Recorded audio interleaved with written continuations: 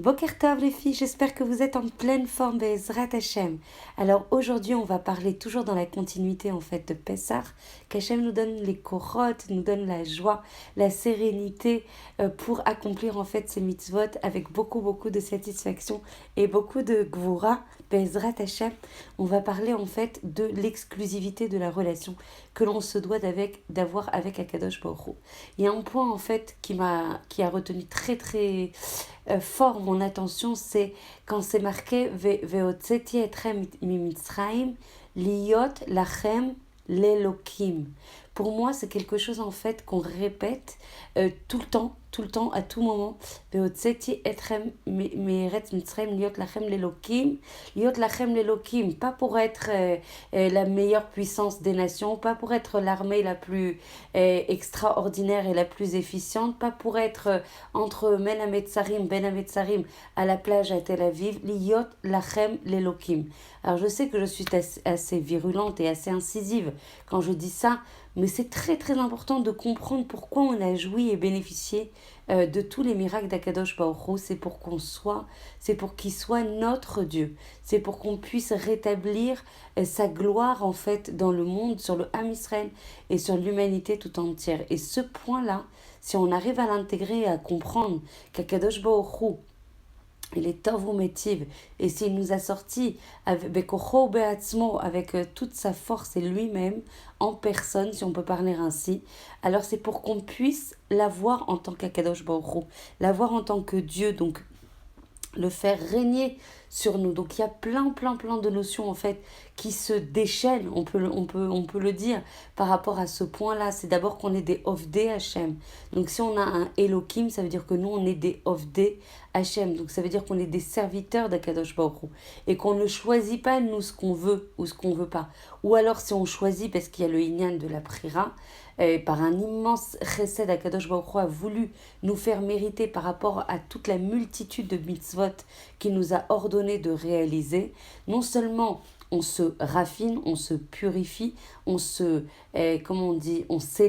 grâce à ces mitzvot et on crée la relation avec Akadosh Baruch Hu, mais en plus en fait on a un sachar, au-delà du sachar déjà de faire la mitzvah, on a un sachar immense par la multitude des mitzvot que l'on réalise depuis qu'on se lève jusqu'à qu'on se couche. Quelle joie immense, non seulement d'être en lien avec Akadosh Baruch Hu, de bénéficier de ses forces, de ses espoirs, de sa vitalité, de sa joie, et en plus d'avoir le sachar de ses mitzvot. Vous imaginez le bien infini d'Akadosh Baruch Hu. Je voudrais revenir vraiment sur ce point. Asher otzeti etrem me'eretz Mitzrayim liot lachem lelokim. Il n'a pas dit Hachem liot am chofshi pe. Donc c'est très important, c'est le début et c'est le processus de la Géoula, qu'on soit tous rassemblés en Eretz Israël et qu'on puisse en fait, grâce à ce rassemblement et à la réalisation en fait de la promesse d'Akadosh Baruch Hu, de Kibbutz Galouyot, qu'on puisse proclamer. C'est ça l'objectif, c'est ça le Mashiach, c'est de proclamer la gloire et la royauté, la malchoute d'Akadosh Baruch Hu. Donc il faut bien garder à l'esprit pendant tous ces préparatifs de Pessah et toute la fête de Pessah Be'ezrat Hashem qui va se profiler dans la joie et qu'on puisse bénéficier de la Geoula Shlema Be'ezrat Hashem. Le seul objectif de la Yetziat Mitzrayim et de la Yetziat Mitzrayim qui va se profiler évidemment, puisque vous le savez tout, à chaque fois qu'une fête se reproduit, eh ben c'est pas un zecher, c'est pas uniquement un souvenir, une mémoire de ce qui s'est passé avant, mais bien le shefa du flux divin de cette libération qui redescend au même moment pendant la nuit du Seder et pendant toute la fête. Donc qu'on puisse justement comprendre, intégrer que s'il y a eu Yetziat Mitzrayim, c'est pour que Hachem, il soit notre Dieu. Et notre Dieu, c'est d'autant plus responsabilisant, c'est d'autant plus engageant qu'on est vraiment sous la Hashgacha la plus directe d'Akadosh Baruch Hu sur la terre d'Israël. Donc le Olam, il n'est pas Efker, on ne peut pas faire tout ce qu'on veut. On est là en fait pour être les Shutafim d'Akadosh Baruch Hu, les associés d'Akadosh Baruch Hu, et l'aider par les mitzvot que l'on va réaliser, par les tfilotes qu'on va réaliser, par la hardout qu'on va matérialiser entre nous, par le fait de regarder l'autre avec un œil favorable, par l'unité que l'on va proclamer. Là, si on est un peuple uni sur notre terre, alors là, le Mashiach pourra se révéler, parce que c'est là qu'on pourra proclamer la gloire d'Akadosh Baruch Hu. il y a un autre point extrêmement important en fait qu'on peut tirer en tant qu'enseignement, c'est qu'en fait souvent on se tourne en fait vers beaucoup de gens pour aider et pour recevoir les Yeshuot en fait qui nous font défaut aujourd'hui. Mais en fait il faut comprendre que c'est seulement Hachem, nous on se tourne vers les intermédiaires, mais qui est le Baal HaYecholot Kulam? Qui est celui qui est le propriétaire de toutes les forces? C'est qui détient tout?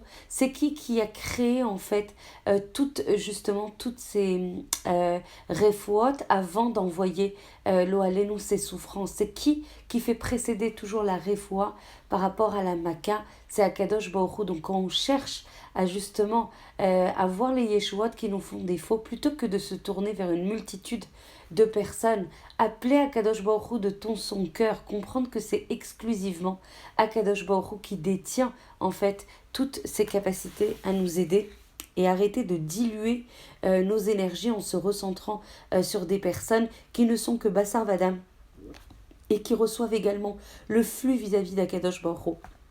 Donc franchement, de manière extrêmement rationnelle et de manière très higionique, très logique, se concentrer exclusivement vers Hachem pour recevoir toutes les Yeshuot dont on a besoin. Lorsque quelqu'un sait qu'il est dans une situation désespérée et que cette Yeshua ne réside que dans les mains d'une seule personne, qu'est-ce qui va se passer? Il va écrire, il va téléphoner, il va frapper sans arrêt à sa porte pour solliciter son aide en la matière. Donc en fait, c'est bien la nature ardente de ces supplications, c'est bien en fait le fait qu'il le supplie, qui va refléter, qui va exprimer sa conviction, qu'il s'agit de sa seule planche de Yeshua, sa seule planche de libération, sa seule planche de salut. Et en fait, la Torah, elle va illustrer ça de manière extrêmement insistante en marquant de nombreux personnages dont la profonde conviction était qu'Hachem était le seul à pouvoir venir en aide. Et ça les a amenés, ces personnes-là, à frapper sans relâche à la porte d'Akadosh Baruch Hu. Et leur prière était alimentée en fait d'une confiance totale pour que ça puisse être un modèle pour notre fila. Et en fait, le Midrash va rapporter que Hana et Elkana n'ont pas eu d'enfants pendant 19 ans. Et pendant toutes ces années, en fait, les prières de Hana n'ont pas cessé malgré le fait qu'elles aient été sans réponse. Et ce n'est que lorsque son mari s'est exclamé « Mais pourquoi tu pleures? Pourquoi tu sanglotes, Hana? Est-ce que je ne suis pas meilleure que 10 fils à tes yeux ?» qu'elle a pris conscience qu'elle avait perdu tout espoir d'avoir un enfant. Et c'est là la tfila suprême, c'est quand elle s'est épanchée, quand elle a libéré son cœur, quand elle n'a plus de limite par rapport à ses supplications. Elle était convaincue que seul le miracle, que seul en fait Akadosh Baruch Hu dans son immense bonté pouvait lui permettre d'avoir cet enfant. Et c'est là, d'Afka, que ses prières furent exaucées et que Hana a pu donner naissance à un des plus grands dirigeants du peuple juif, Shmuel Hanavi. Donc quand le Mashkiach, en fait, Rav Aaron Stern, le Mashkiach en fait d'une yeshiva, Kaminet Ster, s'est penché sur cette histoire, qu'est-ce qu'il a essayé de comprendre? Il a dit que Hana, elle a reçu bien plus que ce qu'elle avait demandé. En fait, au départ, sa requête, elle était d'avoir un enfant ordinaire. Et pourtant, cet enfant, il est devenu un des dirigeants les plus exceptionnels du peuple juif. Et c'est lui qui va oindre qui a oint en fait David Ameller et dont la dynastie en fait régnera à jamais avec le Mashiach Be'ezrat Hashem, Bekarov Mamash. Donc en fait, le Rav Stern, il explique que Hana, elle n'a pas demandé uniquement à Hashem son aide. Elle a placé exclusivement son aide et toute sa confiance en lui, sachant que seul le miracle pourrait amener des résultats. Et le potentiel remarquable dont son enfant a été investi fut béni par les supplications ardentes et pleines de larmes en fait de sa mère. Et en rapportant donc cette histoire, on remarque à quel point Hana a été exaucée comme beaucoup d'autres femmes. Et il y a le Rav Chaim Shmulevitch qui était en prière au kever de Rachel Imenu le jour de sa Eloula, le 11 Rejvan, et il a vu une autre femme en fait prier à ses côtés dans la section des femmes, et il entendait dire: Maman Rachel, tu sais ce que c'est de ne pas avoir d'enfant. Tu connais la douleur de vivre de longues années sans enfant. Est-ce que tu ne peux pas m'aider, s'il te plaît? Et ce sont les seules paroles que le Rav Chaim Shmulevitch a entendues. Il a envoyé en fait après un Talmid Racham auprès de cette femme qui priait sur le kever de Rachel et Menou. Et il lui a dit: vos prières ont été acceptées au ciel.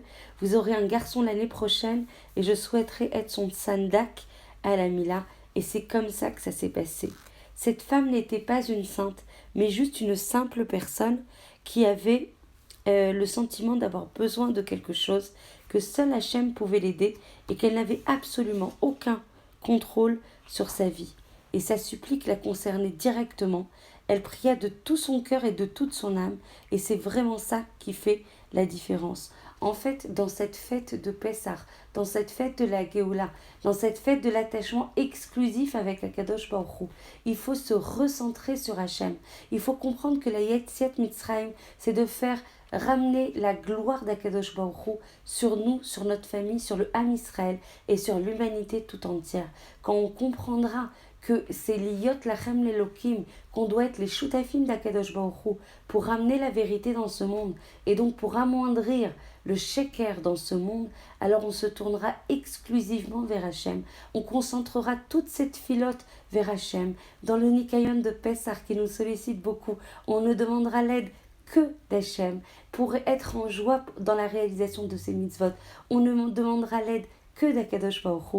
Pour faire cette filote dans la joie, on ne demandera l'aide que d'Akadosh Baruch Hu. Et on mettra ses lunettes de Emouna et on comprendra que toutes les situations qui nous adviennent en fait dans une journée, mais qui est parsemée en fait d'épreuves et de nisyonotes, on ne demandera l'aide que d'Hachem. Parce qu'Hachem, il est tov ou métiv, il nous aime mamash plus que tout et il ne désire exclusivement que nous, Bezrat Hachem, qu'on ait le mérite d'être proche exclusivement d'Akadosh Baruch Hu et qu'on puisse bénéficier de sa providence, de sa lumière, de son amour, de sa vitalité et de toutes ses joies, Bezrat Hachem. Je vous embrasse très très fort, je vous souhaite une très très belle journée dans la joie, dans les mitzvot, Bezrat Hachem, et on se retrouve demain. Je vous embrasse très fort.